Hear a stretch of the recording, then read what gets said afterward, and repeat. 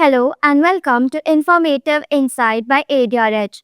I'm Riya Rajpur. In today's video, we discuss the Madras High Court's judgment in Chennai Metropolitan Water Supply and Sewerage Board versus SPML Infra Limited. The case explains how far courts can go while reviewing arbitral awards under Section 34 and 37 of the Arbitration and Conciliation Act 1996. Coming to the background of this, the dispute arose from a pipeline project awarded by the Chennai Metropolitan Water Supply and Sewerage Board as part of the Chennai Sewerage Renovation and Functional Improvement Project.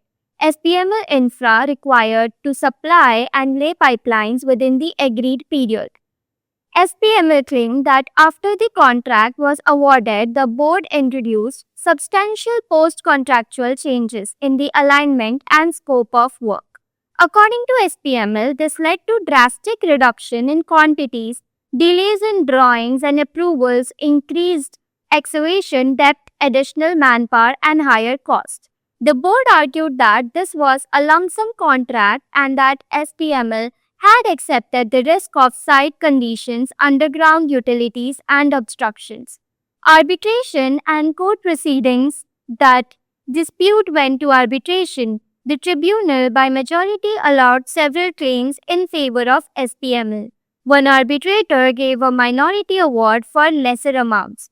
The board challenged the majority award under Section 34.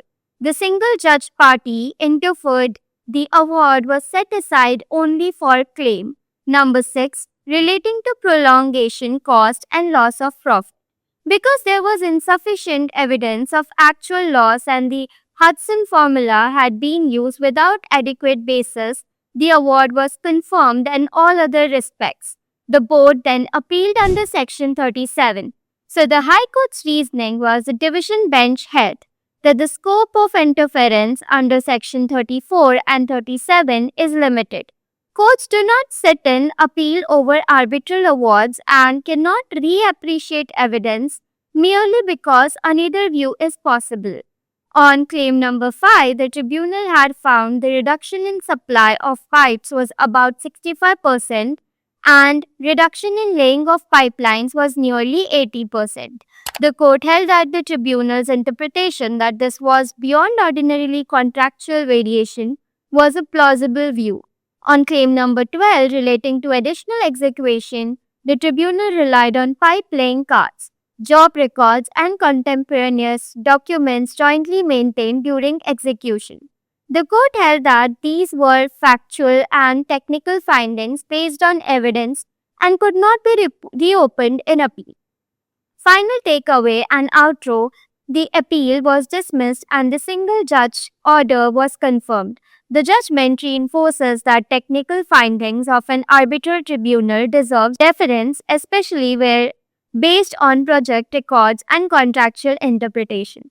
The takeaway is simple. Section 37 is not a second round on facts. If the award is reasoned, plausible, and not patently illegal or frivolous, courts will not interfere. I'm Riya Rajpur. Thank you for listening to ADRH.